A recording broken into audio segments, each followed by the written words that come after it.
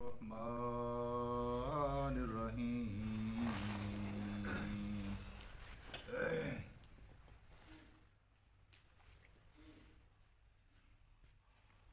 رب قد آتیتنی من الملک وعلمتنی من تأویل الاحادیث فاطر السماوات والارض انت ولی فی الدنیا والآخرہ وتوفنی مسلما والحقنی بالصالحین صدق اللہ العلی العظیم۔ رفقائے محترم، یہ قرآن حکیم کی ان مشہور دعاؤں میں ایک دعا ہے جو اللہ تبارک و تعالیٰ قبول فرماتا ہے۔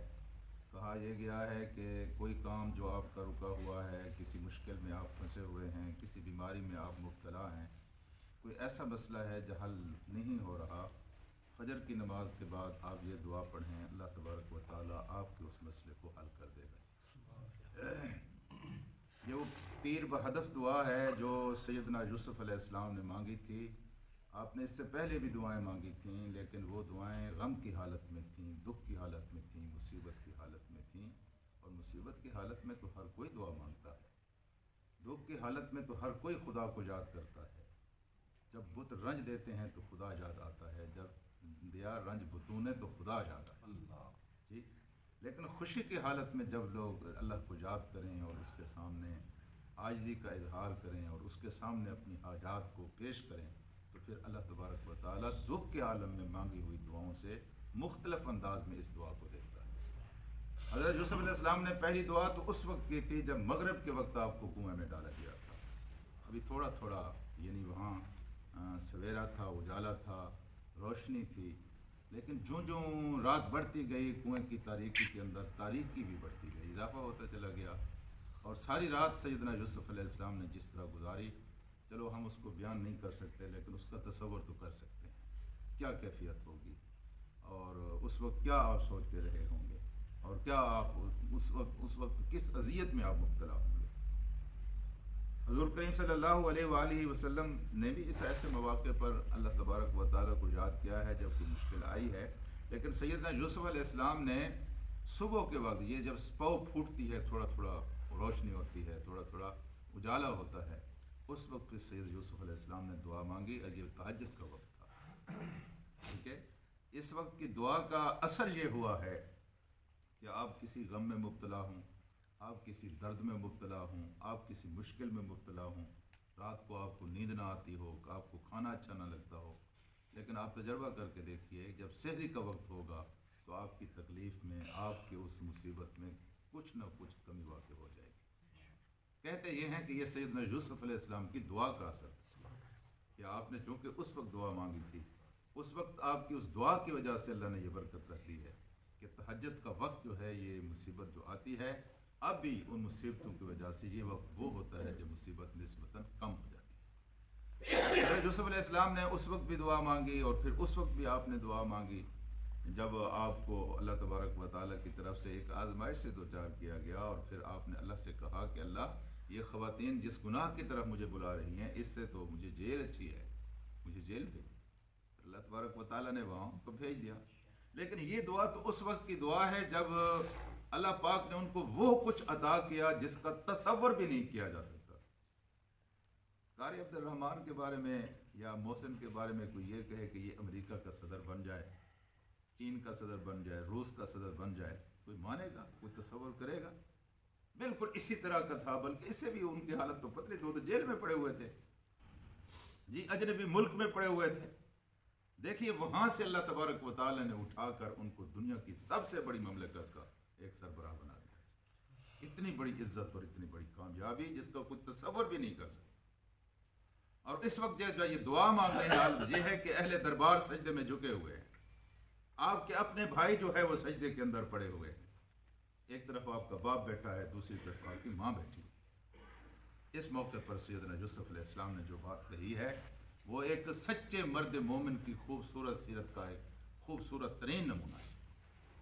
اس موقع پر جب بھائی پڑے، دیکھا یہ اب پڑے ہوئے ہیں سجدے میں، اس وقت انہوں نے مجھے کنویں میں ڈالا تھا، کوئی تانا دے سکتے تھے، کوئی بدلہ لے سکتے تھے، جی کوئی ان کو یاد دلا سکتے تھے، لیکن ایسے موقع پر بھی آپ نے اس کہانی کے خوبصورت ترین پہلو وہاں بیان فرمائے اور کہا تو یہ کہا کہ میرے بھائیوں کا کیا قصور تھا، دراصل میرے اور ان کے درمیان تو شیطان گھس گیا تھا جی۔ اور پھر آگے بھی اس سے بھی بڑی بات کہہ دی کہ اللہ کو یہ منظور تھا اگر یہ نہ ہوتا تو میں یہاں پہنچتا، اگر بھائی مجھے کنویں میں نہ ڈالتے، میں جیل میں نہ جاتا تو میں یہاں پہنچتا۔ یہ دیکھیں یہ خوبصورت پہلو نکالنا ہے جو بالعموم ہم جیسے چھوٹے لوگ نہیں نکالتے۔ کسی نے زیادتی کی ہے، اگر آ گیا ہے آپ پکڑ میں تو رگڑا دو اور خوب رگڑا دو تاکہ اس کو یاد رہے، دوبارہ یہ زیادتی نہ کرے۔ ہم تو یہ کہتے ہیں نا، یہ نہیں سمجھتے کہ یہ اللہ تعالیٰ ہے جس نے ہمارے دشمن کو اب مغلوب کر دیا ہے اور ہم غالب ہیں، تو یہ اللہ کا کرم ہے، ہمارا کوئی کمال نہیں ہے۔ سیدنا یوسف علیہ السلام اب یہ کہتے ہیں، کیا کہتے ہیں کہ ربنا، کہ رب قد آتیتنی من الملک، اے میرے اللہ میرا کوئی کمال نہیں ہے، تو نے مجھے ملک عطا کیا ہے، میرا اپنا کوئی کمال نہیں ہے، میری اپنی کوئی خوبی نہیں، یہ عاجزی کا اظہار ہے، میرا اپنا کوئی کمال نہیں ہے کہ تو نے مجھے ملک عطا کیا۔ اور پھر وَعَلَّمْتَنِي مِن تَعْوِيلِ الْأَحَادِيثِ، اور پھر تو نے مجھے باتوں کی گہرائی تک پہنچنے کا علم عطا کیا جی۔ باتوں کی گہرائی تک پہنچنا، ظاہری بات سننا، اس کا معنی سمجھنا ایک ہے، اس کی گہرائی تک پہنچنا، کیا اس میں کہا گیا ہے اس کی اصل حقیقت کو معلوم کرنا۔ اور اس کا ایک مطلب یہ بھی ہے کہ خوابوں کی تعبیر کا علم تو نے مجھے عطا کیا ہے۔ یہ علم بھی جناب یوسف کو عطا ہوا تھا جس کی بدولت آج ان کو یہ عزت ملی تھی۔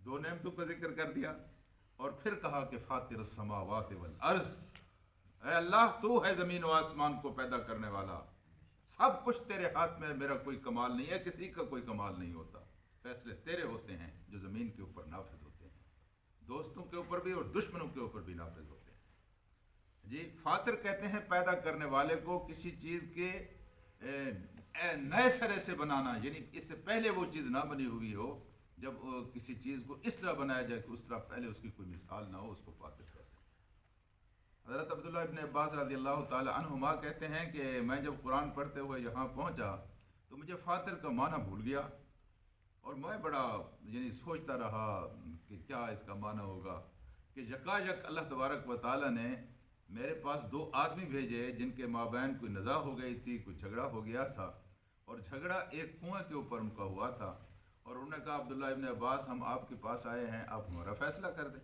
جی کیا مسئلہ ہے؟ انہوں نے کہا جی ایک کنواں ہے کہ یہ کہتا ہے میں نے کھودا ہے، میں کہتا ہوں میں نے کھودا ہے، یعنی دونوں فریق یہ کہتے تھے کہ یہ کنواں میں نے کھودا ہے، پہلے نے کہا یہ کنواں میں نے کھودا ہے، دوسرے نے کہا انی فطرتھا، میں نے کھودا ہے، فطرتھا، میں نے پہلی بار اس کو کھودا ہے، اس سے پہلے یہ کھودا ہوا نہیں تھا۔ تو خیر مسئلے کا جو بھی فیصلہ انہوں نے کرنا تھا، وہ کہتے ہیں کہ اللہ تبارک و تعالیٰ نے مجھے فاطر کا مطلب سمجھانے کے لیے دو آدمی بھیجے تھے، فوراً مجھے سمجھ آ گیا کہ فاطر کا کیا مطلب ہے۔ یہ فاطر کا مطلب یہ ہے کہ ایسی چیز کو بنانا اس جیسی چیز پہلے کہیں نہ بنی ہوئی ہو۔ یہ زمین کوئی بنی ہوئی تھی اللہ تعالیٰ سے پہلے، اللہ تعالیٰ نے بنائی ہے نا، آسمان بھی اللہ نے بنایا ہے، اے زمین و آسمان کو پیدا کرنے والے، یہ اللہ کی بڑی خوبی بیان کر دی ہے سیدنا یوسف علیہ السلام۔ انت ولی فی الدنیا والآخرہ، اے اللہ تو میرا ولی ہے، دنیا میں بھی میرا ولی ہے اور آخرت میں بھی میرا ولی ہے۔ اب ایک ایک لفظ سے بالکل عاجزی اور بندگی ٹپک رہی ہے، کہیں کوئی غرور نہیں ہے جس طرح کامیابیوں کے بعد ہوتا ہے، کہیں کوئی تکبر نہیں ہے، کہیں کوئی من پسندی نہیں ہے، عجب نہیں ہے، اپنے آپ کو بڑا سمجھنا نہیں ہے، کہیں کوئی تعلی نہیں ہے کہ میں بڑی چیز ہوں، میں نے یہ کیا ہے، میرے خواب کی تعبیر نے یہ دن دکھائے ہیں، نہیں، کہا جو کچھ ہے بس اللہ تو ہے، اور تو ہی دنیا و آخرت میں میرا ولی ہے، میرے اوپر جو احسانات ہوئے ہیں تیری کرم نوازی کی وجہ سے ہوئے۔ آگے جو بات کرتے ہیں وہ کہتے ہیں وَتَوَفَّنِي مُسْلِمًا، اے اللہ توفنی مسلمہ، یہ کیا چیز ہے، یہ تخت، یہ بخت، یہ تاج، یہ اقتدار، یہ حکومت، یہ کیا چیز ہے؟ اس کی کوئی ویلیو نہیں ہے میری نگاہ میں۔ اصل چیز میرے نزدیک یہ ہے کہ اللہ جب تجھے مجھے موت دے تو میں ایسی حالت میں مروں کہ میں مسلمان ہوں۔ یہ دیکھیں یہ ہے اصل مسئلہ۔ جب بندہ مومن بن کر سوچتا ہے تو آپ کے یہ مسئلے نہیں ہیں جن مسئلوں میں ہم آج الجھے ہوئے ہیں۔ یہ مسئلے تو بالکل اس طرح ہیں کہ مجھے نزلہ لگا ہوا ہو، بخار لگا ہوا ہو، اور پھر کوئی کہہ دے کہ تجھے کینسر ہو گیا ہے، تو مجھے نزلہ بھی بھول جائے گا، بخار بھی بھول جائے گا، مجھے تو اس مرض کی فکر لاحق ہو جائے گی۔ یہ دنیا کے مسئلے نزلہ بخار ہیں، موت کا مسئلہ کینسر کا مسئلہ ہے۔ یعنی سارے مسئلے پیچھے چلے جاتے ہیں. سب سے بڑا مسئلہ یہ ہے کہ آخرت میں کس حیثیت سے جا رہا ہوں, مسلمان بن کر جا رہا ہوں یا مجرم بن کر جا رہا ہوں. تو یہاں بھی دعا کی کہ اللہ جب تو مجھے موت دے تو توفنی مسلمہ, مجھے ایسی حالت میں موت دے کہ میں مسلمان ہوں. اور پھر آخر میں کہا وَأَلْحِقْنِي بِالصَّالِحِينَ, میرا باپ, میرا دادا, میرا پردادا, ہیں جی کون, حضرت ابراہیم, حضرت اسحاق, ہیں جی حضرت یعقوب, یہ سارے کے ساری جو میری آل تھی, اللہ تعالیٰ نے ان کو نبی بنا کر اس دنیا میں بھیجا تھا. لیکن بات تو یہاں بالکل عام لہجے میں کی گئی ہے کہ اللہ قیامت کے دن میرا حشر ان لوگوں میں کر جو تیری نگاہ میں نیک لوگ ہوں. ہاں جی, یہ ہے اصلی بات. لیکن جو لوگ ساری دنیا ساری زندگی برے لوگوں کے ساتھ رہے ہوں اور برے لوگوں کو اپنا یار, برے لوگوں کو اپنا دوست, برے لوگوں کو اپنا لیڈر, برے لوگوں کو اپنا رہنما, برے لوگوں کو اپنا ممبر بناتے رہے ہوں, تو وہ دعا یہ مانگے, ان کو جچتی ہے یہ دعا کہ آخرت میں اللہ تعالیٰ ان کا حشر نیک لوگوں میں کرے. بھئی جن لوگوں کو آپ پسند کرتے ہیں آپ لوگوں کے ساتھ اٹھیں گے, جو لوگ آپ کے محبوب ہیں, آپ کے آئیڈیل ہیں, آپ کا انجام انہی کے ساتھ ہوگا. قرآن بھی کہتا ہے کہ ہر انسان اپنے لیڈروں کے ساتھ قیامت کے دن اٹھے گا. آگے لیڈر ہوگا, پیچھے اس طرز, اس کماش, اس سوچ کے لوگ اس کے پیچھے ہوں گے. اگر بات کو ہم سادہ لفظوں میں آج کے حالات میں تناظر میں اگر سمجھنا چاہیں تو مولانا فضل الرحمان کے پیچھے مولانا فضل الرحمان والے, سراج الحق کے پیچھے سراج الحق والے, عمران خان کے پیچھے عمران خان والے, نواز شریف کے پیچھے نواز شریف والے. آج کے لیڈر تو یہی ہے. زرداری کے پیچھے زرداری والے. اب تھوڑا سا بھی انسان اندازہ لگا سکتا ہے کہ لیڈر کس کماش کا ہے. دنیا میں تو اس نے جوڑ توڑ کر کے کوئی کامیابی حاصل کر لی ہے, طلوع کر لی ہے. اخروی نقطۂ نظر سے اس کا انجام کیسا ہوگا؟ بھائی جان, اس کا جو انجام ہوگا اس کے چاہنے والوں کا بھی وہی انجام ہوگا. یہ دیکھ لے انسان, یہاں یہ تو اندازہ لگا لے. تو دعا کیا کی ہے؟ دعا یہ کی ہے کہ الحقنا بالصالحین, اللہ مجھے مرنے کے بعد ان لوگوں کے ساتھ اٹھا جو تیرے نیک بندے ہوں, ان کے ساتھ مجھے ملا دے. اب اس دعا کے بعد کتنا عرصہ حضرت یوسف زندہ رہے ہوں گے؟ یہ یوں لگتا ہے کہ بالکل آخر وقت میں سیدنا یوسف علیہ السلام نے دعا فرمائی. ہاں جی, تو آخر وقت ہو یا اول وقت ہو, مسئلہ تو یہی ہے میرے بھائیوں کہ اللہ تبارک و تعالیٰ جب تک زندہ رکھے مسلمان کی حیثیت سے زندہ رکھے, اور جب موت دے تو ان لوگوں کے ساتھ انجام کرے جو اللہ تبارک و تعالیٰ کی نگاہ میں نیک ہوں, جو اللہ تعالیٰ کی نگاہ میں صالح ہوں. اللہم صلی علی سیدنا و مولانا محمد.